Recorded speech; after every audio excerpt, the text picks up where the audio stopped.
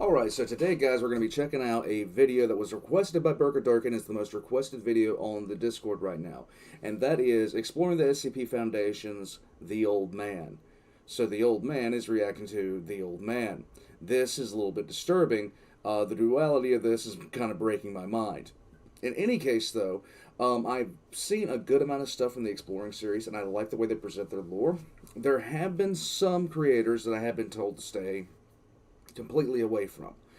And if I see that people have requested things from those creators, I am going to just message you on Discord and let you know that due to feedback, I'm staying away from them.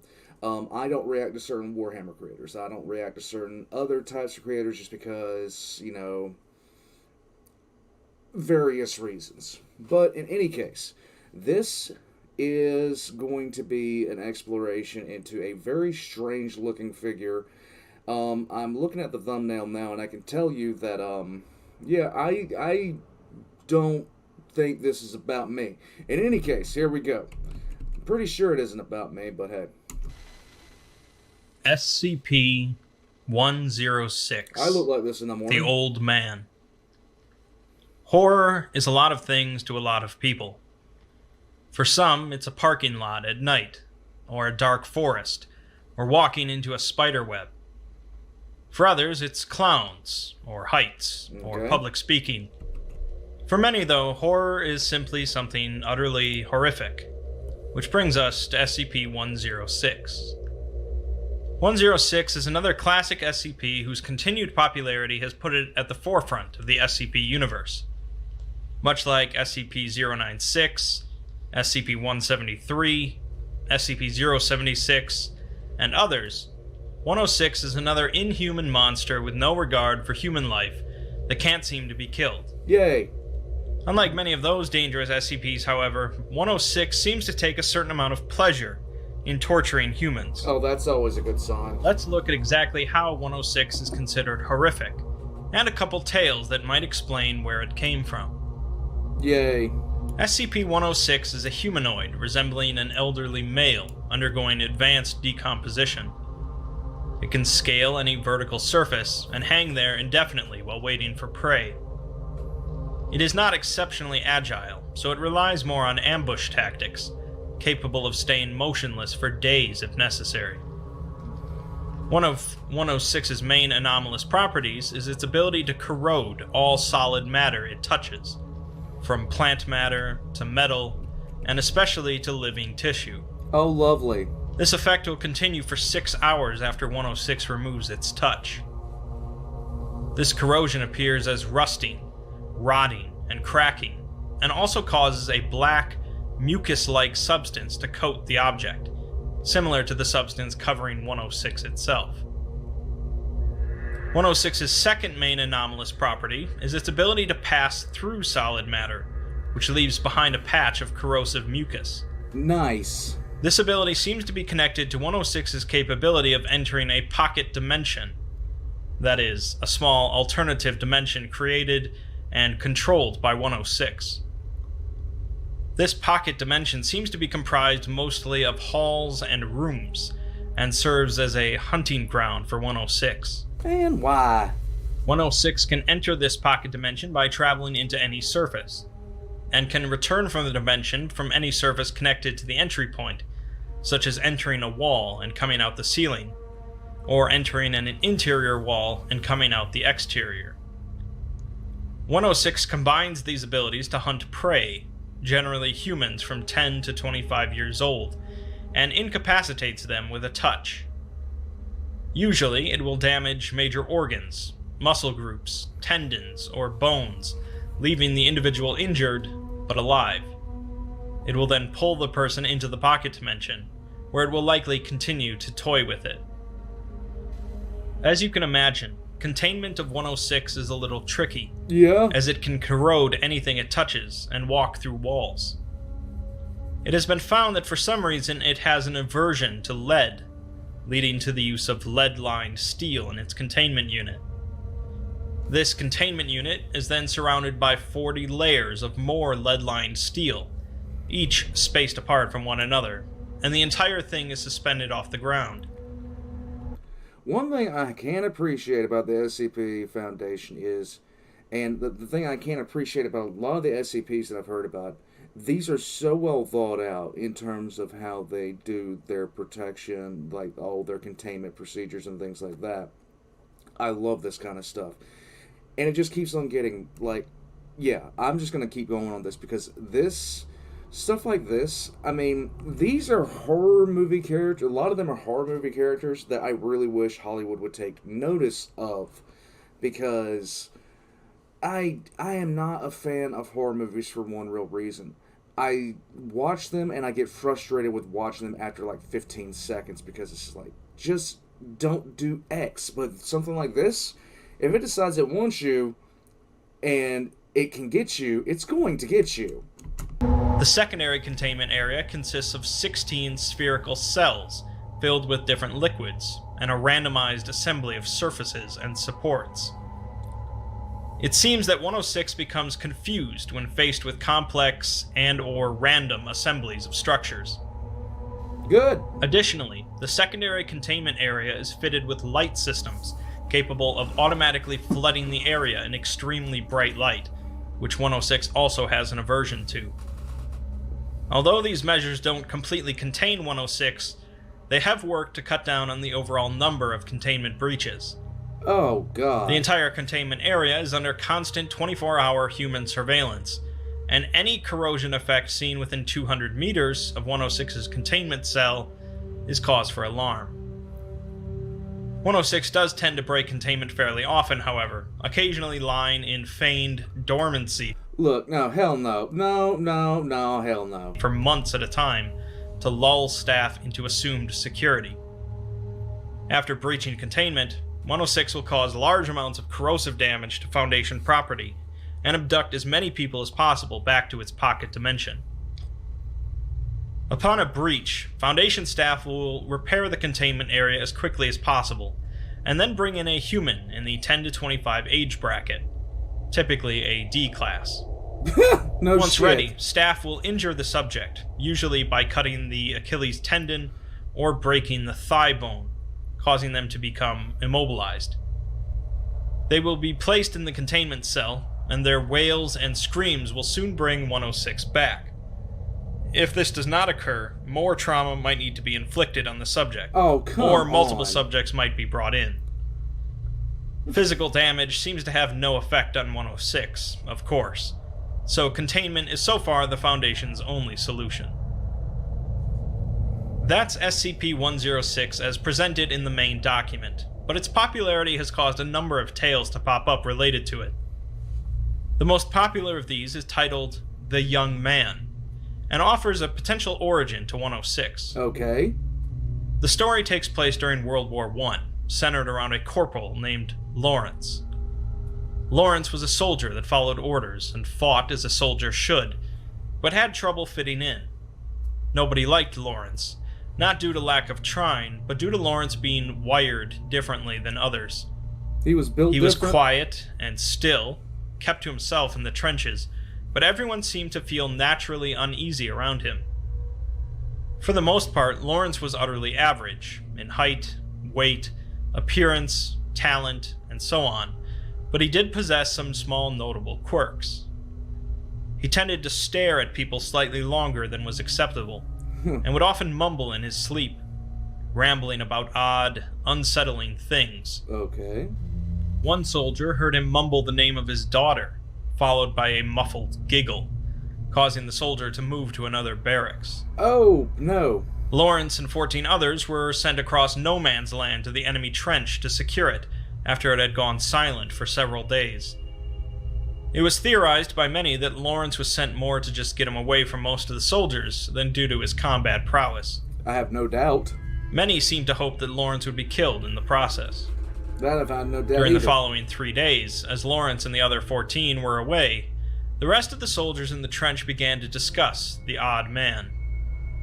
None of them ever remembered him discussing his home, and he never seemed to write any letters or receive any.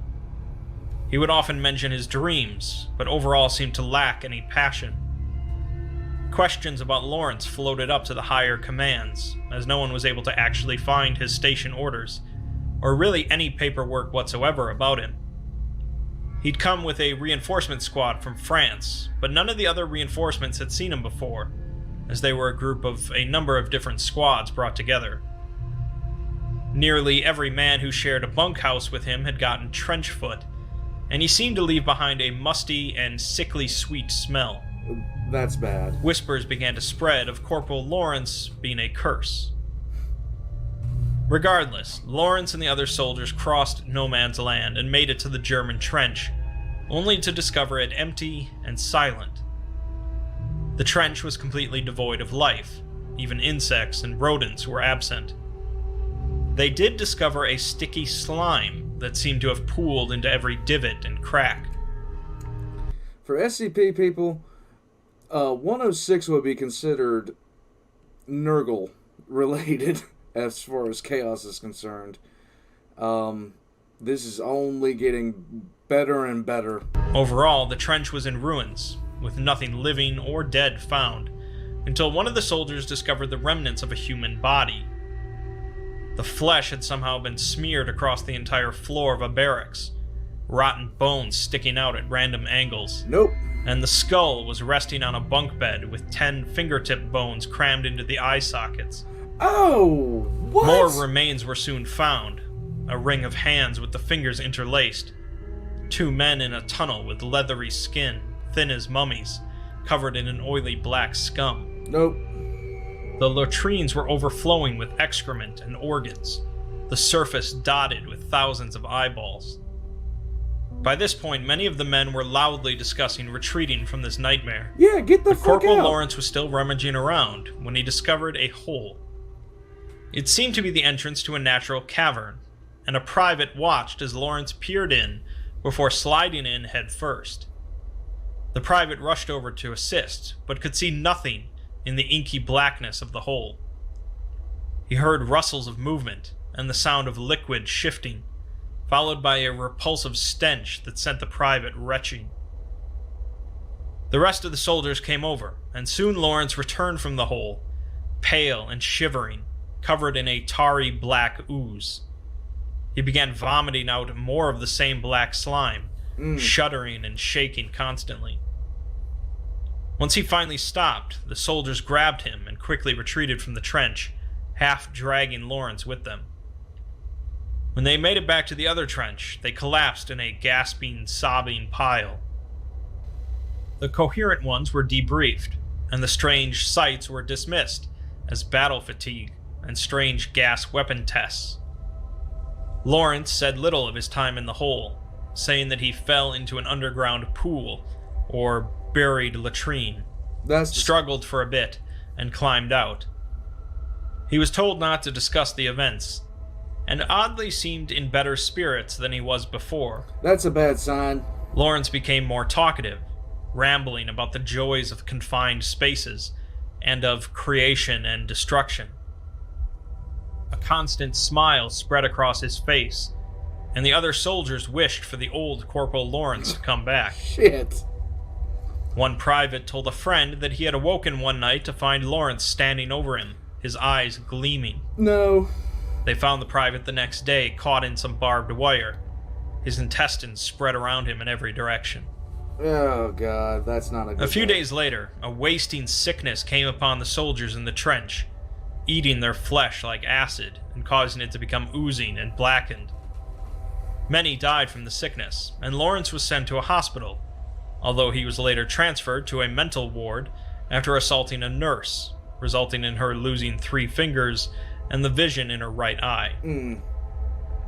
Lawrence would quietly rant to other patients about endless halls, pursuits in the dark, and flesh laid out like pages in a book.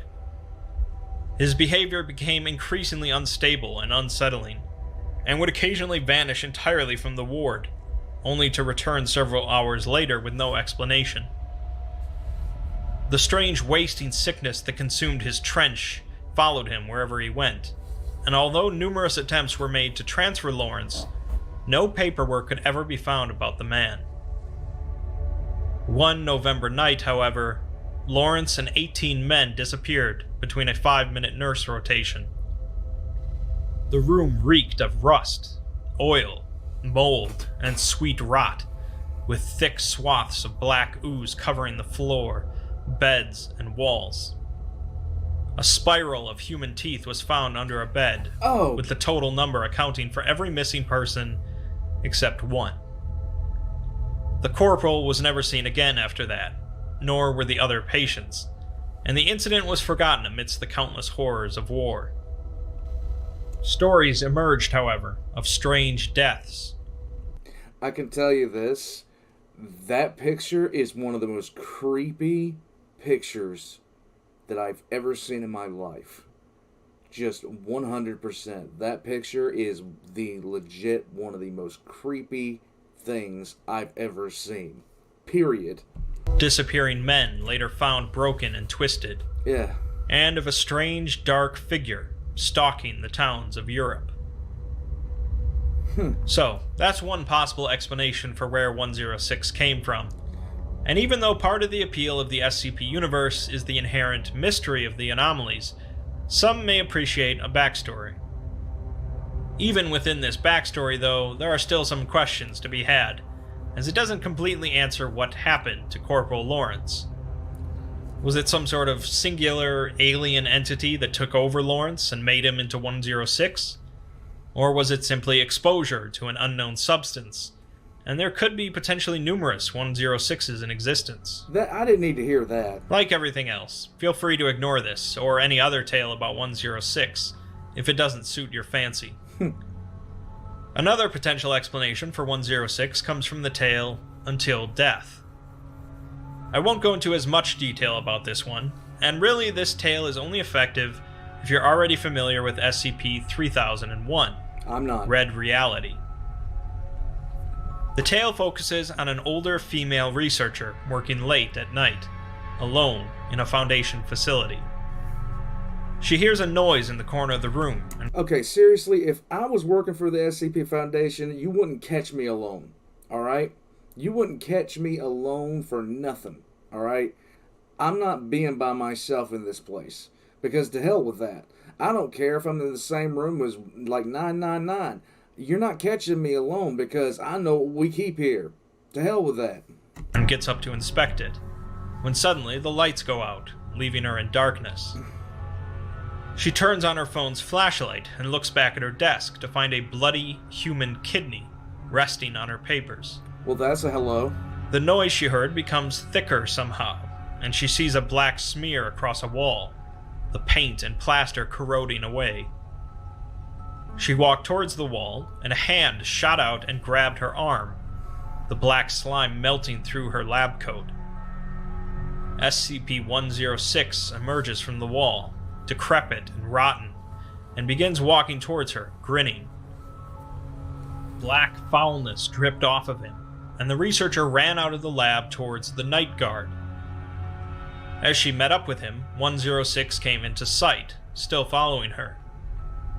The guard fired 3 shots at 106, causing it to stop and fall to the ground, sinking through the floor. Oh.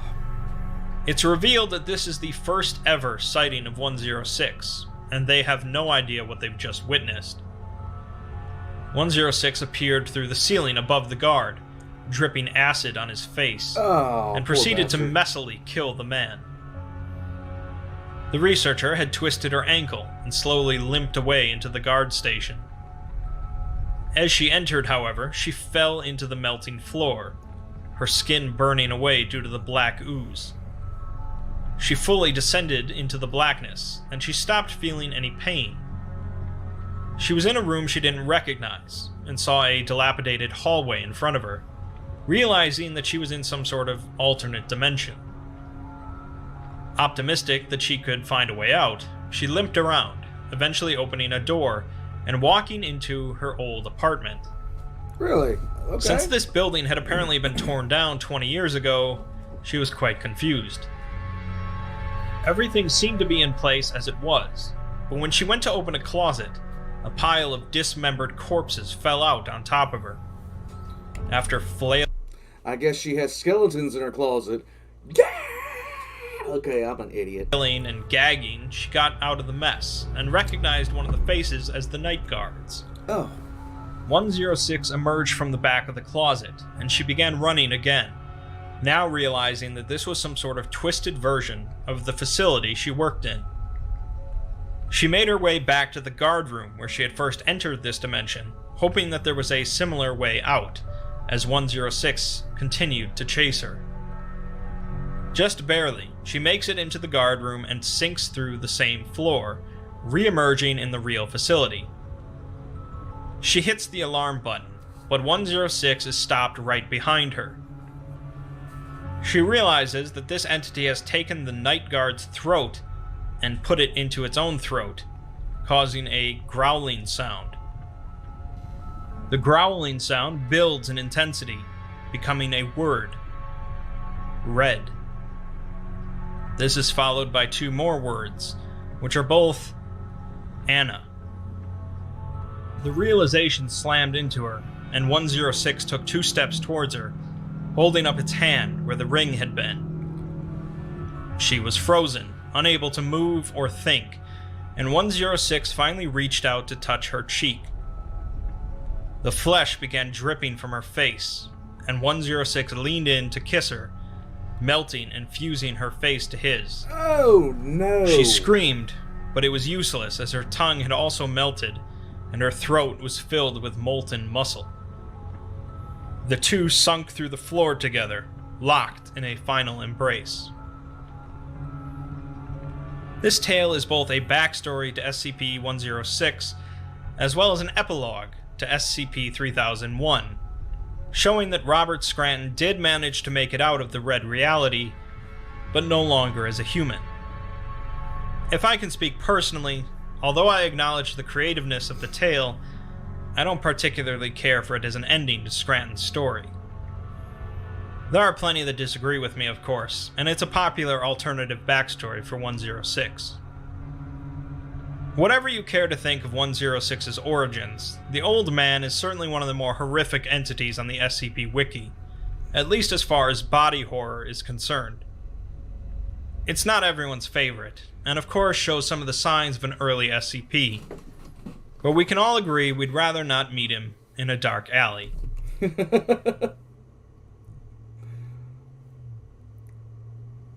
Okay. Alright, here we go. I love the fact that he ends everything with a quote like this. I would like to here again state that 106 is not, as is commonly believed, a basic predator, on par with an advanced shark. SCP-106 is a sentient being, albeit a totally alien one. SCP-106 appears to be aware of several things beyond the scope of pure instinct and genetic memory. SCP-106 consistently breaches at moments where recovery and containment are most difficult. A fox may see his way out of a trap, but only a man will wait for his captors to look away to escape. Okay. Alright, so this one was legitimately creepy. I am a fan of horror characters of which, no matter what you do, if it's coming after you, it's going to get you. That was like, strangely enough, one of my favorite horror movies of all time was Jeepers Creepers, just simply for the fact that there was no escape. And the main characters did not do anything. Like, they did one stupid thing. But that one mistake completely damned them. And it was after them, and it continued on after them. It was very well done. And then I heard Jeepers Creepers 2 came up, and they promptly dropped every horror movie trope I cannot stand right in my face. But the original Jeepers Creepers was one of the better horror movies that I've seen, just based off my personal preference, my personal taste in horror movies. I do not like where the, protagonist can make mistake after mistake and stupid decision after stupid decision and still make it out. I like it when the stupid decisions, the stupid mistakes are kept to an absolute minimum. And the the actual creature, or the actual creature is so singular in its approach and in its methods that it's hard to actually deal with. And SCP-106 fits, just checks all those marks for me, because one, it's hard to escape. First off, it's very hard to escape. It has one singular purpose in mind, and that is just to cause suffering. There doesn't need to be any other reason than that for this thing, and I can appreciate that.